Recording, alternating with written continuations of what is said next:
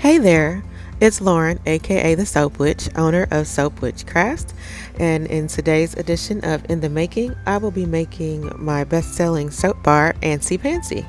It is scented with honeysuckle and lemon fragrance oils, and they are just delicious.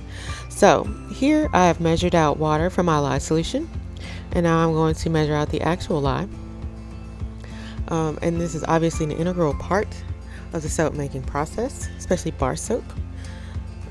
And so it is typically it's more accurate to measure by weight instead of volume. So you see me weighing it out on the scale here. And now I'm going to stir the lye into the water, never the other way around, or really bad things happen. So I'm gonna stir it up and make sure I get every bit of lye crystals that I can out of my cup. And then I stir it. You don't see it, but it is steaming. I actually have my respirator on to protect me from the fumes, but it is steaming and it gets, close to 200 degrees. Really hot. So then I'm going to add my additives of plain sugar, which helps it stay fluid throughout the process, and then the end result, it helps it lather extremely well. And then I'm also going to add sodium lactate, which is like liquid salt. It also helps keep it fluid, as this is fluid hot process, also known as countertop hot process. And adding the sodium lactate along with helping the batter stay fluid also makes for a harder, longer lasting bar after the cure. So I am going to finish stirring all that in, and then I'm going to mix it with the oils that I've already heated and melted. And then I'm going to stick blend the trace, which is really just kind of like a thick pudding consistency.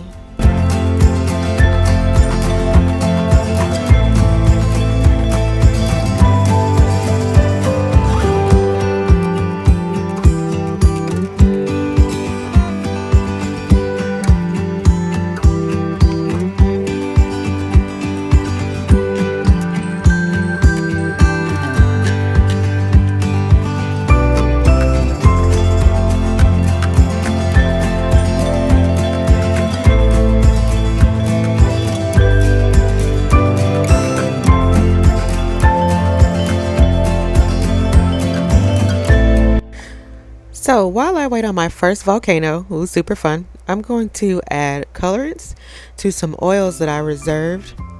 Usually when I pour in my liquid oils, usually it's the olive oil pomace, I reserve some of the oil from the amount that I've measured out for my recipe. And then I like to add the colorants to the oil. So that's what you see me do there. I've already selected the colors and how much I'm going to need, and then I put them in it's not really pre-measured because it is not like an exact science. I just need, a nice amount of oil to go with the amount of color. So got a little volcano happening there. I don't let them get as high as I used to because that's nerve-wracking. Anyway, so when it starts to swell up like that in the pot, we call that a volcano. So I stir it down, put the top back on, and I'm going to continue to thoroughly stir my mica powder into the oils, and just so that I try not to have any like powder chunks in my soap. So I want to make sure they're stirred thoroughly into the oils so that when it's go time, and I'm ready to incorporate my colors and pour the layers, it's ready. So another stir, because I'm an obsessive stirrer. I just like to make sure that it's doesn't separate, and it's progressing as it should, because I'm a control freak. So anyway, here I am. This is just me measuring out my fragrance, so I have that as well. I kind of like to be as prepared as possible. So I try to do everything that I can to make sure that all of the things that I need will be ready by the time soap is done, so I can just go. So I'm gonna check it again because why not? Why not check it an obnoxious amount of times? So after I check it the customary 475,000 times, one of those times it's going to be done, and we will proceed.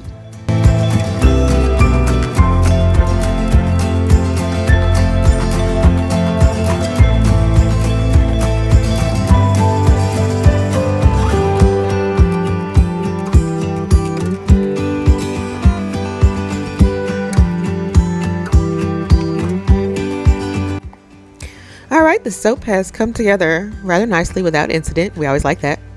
And so now it is time to move to the next step, which is adding the yogurt. And the yogurt, I mean, aside from just being awesome, luscious yogurt, helps with keeping it fluid as well. I do everything humanly possible to help keep the batter as fluid as possible so that I can get the best, most magical outcome. Because, like, why not? So I add the yogurt in and I stir it to within an inch of its life. So I can just be sure that it's fully incorporated into that 10 pounds of batter. I'm sure it doesn't look like it, from the video, but it is in fact a huge crock pot with 10 pounds of batter. So I stir it in and I leave it for, I've been leaving it for longer. I usually do 5, now it's like 12. So I check the temperature around 180 degrees or less. I add my fragrance because I found that I didn't actually find that a tutorial that I watched found it, but I also agree with it that at that temperature or less, the fragrance is much stronger within the soap, and don't we all want that? So I also stir that to an inch of its life, because who wants like unevenly fragranced soap? Is that even a word? Anyway, so yeah, we don't want that. I make sure it's fully incorporated, and then once that is done, I am ready to separate out the soap and color it. So that's what you're going to see me do here. I have my big tubs that I got from like Sam's Club and I'm going to weigh out how much I need for each color, which I have already predetermined and written down in my recipe, because did I mention I was a control freak? So yeah, I measure out how much I'm going to need for each color, and then I add said color and stir it also to within an inch of its life. It's a wonder that I have, like, my wrists are not all torn up from the excessive stirring that I do. Regardless, I want to make sure it's fully incorporated. I don't want to have bits and pieces of soap that don't have color in them, because anywho, so I am going to separate and incorporate color into each section of soap, and then I am going to pour it in the mold.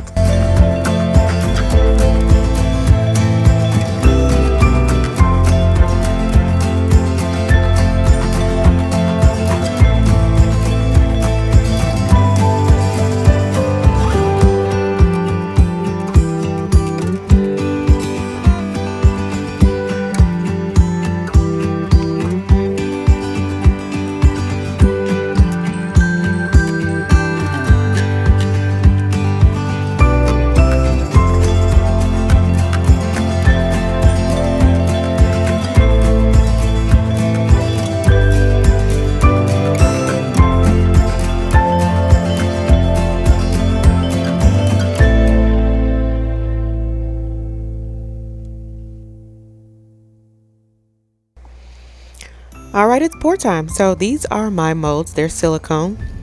If you notice, I couldn't just go with the boring color they had red. I went with red. So I like silicone molds because I don't have to use like wax paper or parchment paper or any of those other kind of papers to line the mold and keep it from sticking, because I hated that whole process, and it was annoying and frustrating. So with silicone, I don't need to do that. I just pour it directly in there and it pretty much comes off fairly clean. So this is sort of kind of a variation of a drop swirl, kind of. It will look a lot different if this was actually like super fluid cold processed soap, but it's not. It's hot processed soap. So I hold my containers really high above the molds and I drop the color in just so they can sort of, meld and merge together. And the fun and anxiety ridden part of this is I have no clue what it's going to look like until I start cutting. How exciting. Anyway, so I drop my colors in. I eyeball the molds to be super mindful of making sure that they are fairly even, so that each mold contains about the same amount of soap. And then at the very end, after I've gotten all the color I can, or all the soap I possibly can, out of my containers, I drop on my fairy dust, and I swirl the tops and Then I drop on my fairy dust and I put them in the freezer for like 5 or 6 hours or overnight, depending on how my life is going. I've started to let them thaw out instead of cutting them while they're frozen, because I may have broken a cutter that way.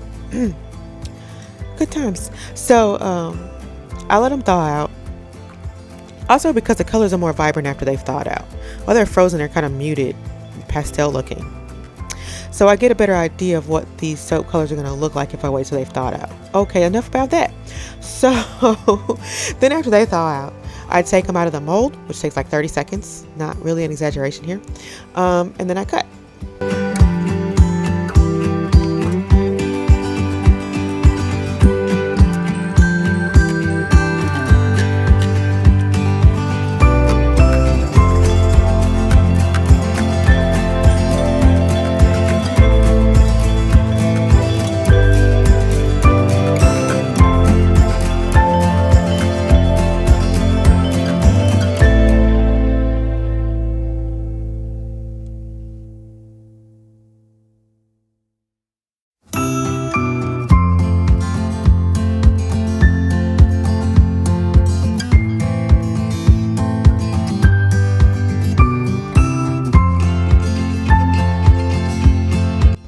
All right, now it's time to demold and cut. And I know I sped up the video, but it's just about this fast. I just kind of unceremoniously dump it out of the mold and onto the table. And there you have it. It's out. So I've waited the customary time and super excited to see what they look like. I'm always super anxious but excited to see how they're going to turn out. And this is my lovely cutter. It's a bug cutter. If any soapers are looking and are interested, he makes great products. So that's I did sort of just the highlights of the cut of each loaf. That's what they're called, loaves. I just kind of did the highlights. I didn't do like every single bar. But just to give an idea of like how unique the soaps turn out. This is like kind of one of my favorite things about it. And one of the things I really love about it is that even within the same loaf, they're all super unique and different. It's like a one of a kind or a special type special thing. And I just kind of love that. It's just super fun in my opinion. So enjoy the rest of the cuts and the last view of the final product. Thank you for coming by. It's most appreciated, and I will see you later.